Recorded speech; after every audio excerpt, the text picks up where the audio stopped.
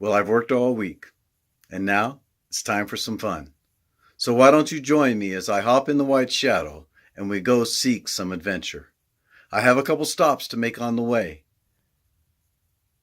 but we'll make it to our destination, wherever that may be. We'll sort it out on the road.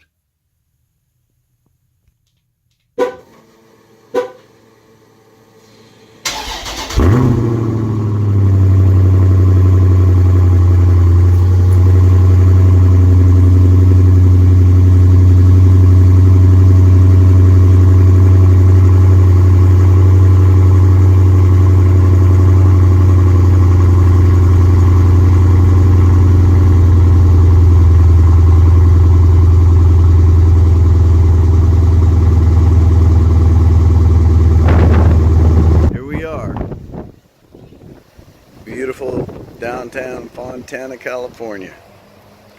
Hey YouTubers, it's time to go on a trip. Today we're going to go to the state park of Anza Borrego in Borrego Springs, California, where we're going to see that there is an awful lot of interesting natural artifacts, crazy people who've lived there on Ghost Mountain, and all kinds of interesting things. And we're going to take the SRT 392 Challenger.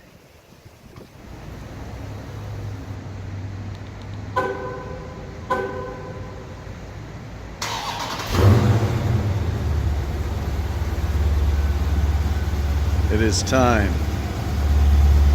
for the trip to Anza Borrego in the White Shadow.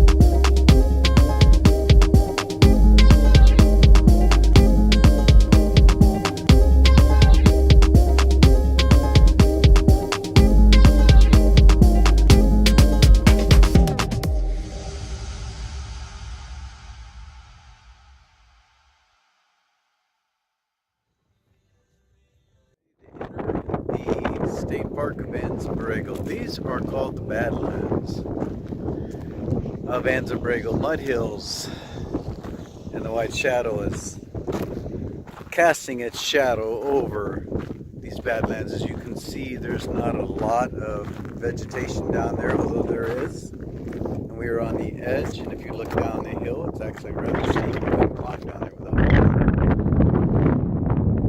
distance over there is a Salton Sea, and there's a fire going on. Farther out there is Mexico on the other side of those hills right there. We're going to be heading towards the east, and that old tower out there has been decommissioned. This is the land of a lot of jeepers, a lot of off-road vehicles. But today we have the White Shadow.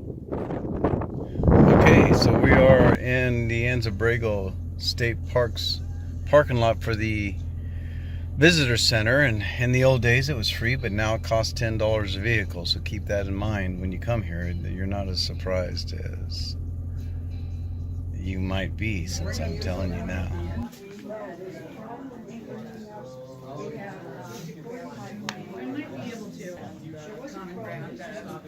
And all of a sudden a big engine, and it's really common in the Imperial Navy, but not in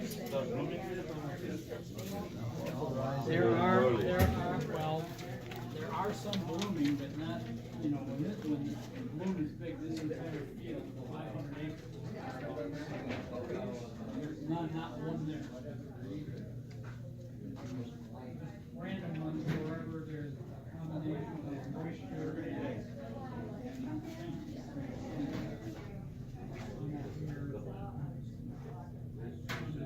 A southern mammoth skull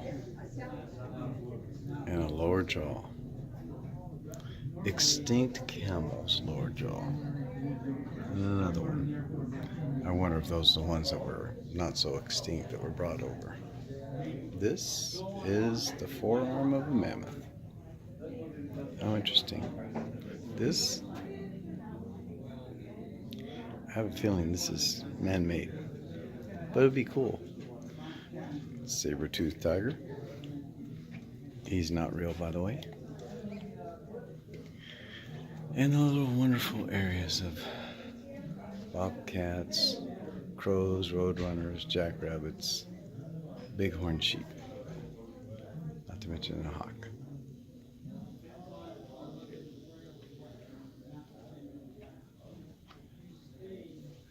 And then the Native American stuff, which here we have the Kumeyaay on the southern side of S-22, and on the northern side we have the Kuya.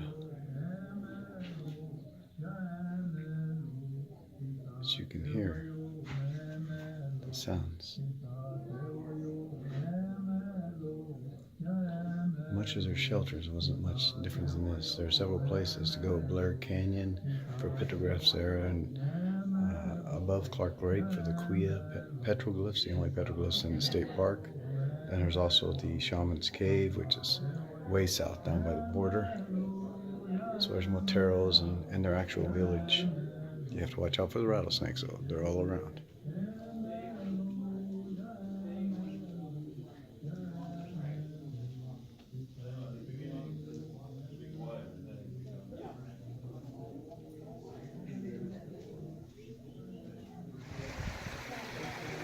Here in Palm Canyon, there's a lot of water.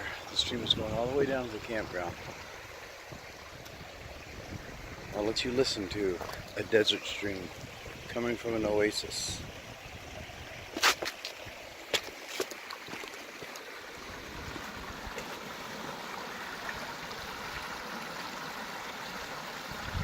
There's always water in the desert if you just know where to find it.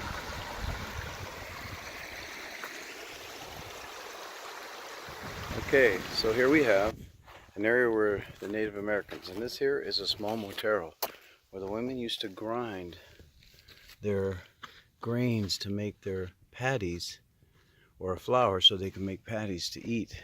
We can see deeper ones here. This actually is one. This is made by the Native American women, and they would sit on this rock and enjoy the view down here. I'm probably under the shade of the rock during the day. And we're on the trail right now, headed up.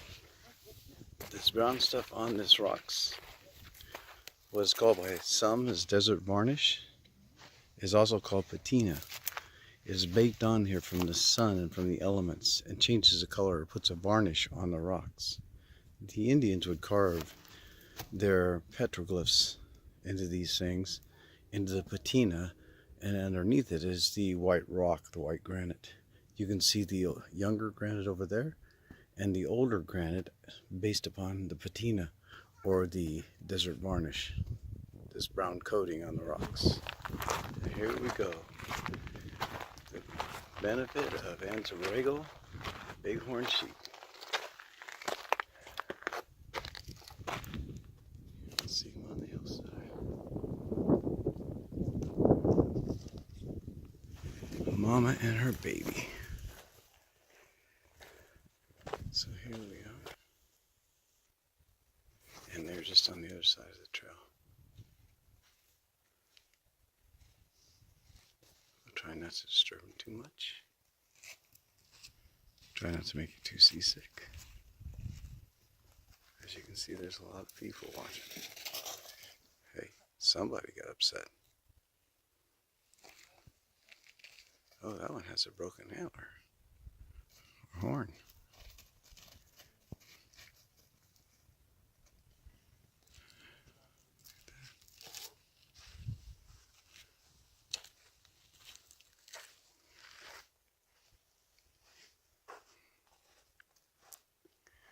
It's probably 20 feet away, walking down the trail.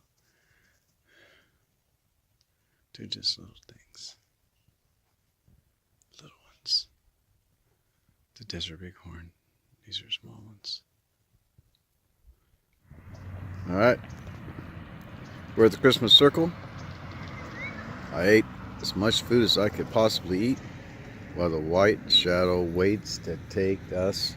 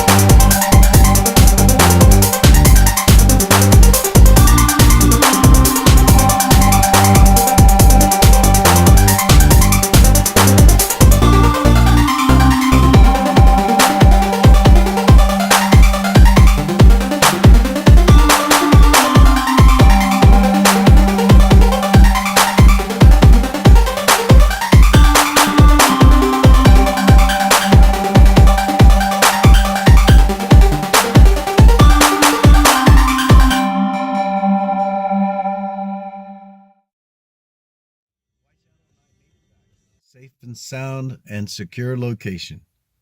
It was a great trip, and there's still plenty to see, and I plan on making a trip back to Anza Borrego State Park soon.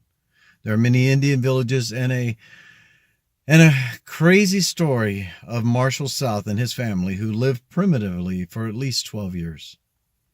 There are remains of the adobe cabin that they lived in, and all the things they used, the ovens and the cisterns to collect water, are still there, although the adobe house is deteriorating quickly.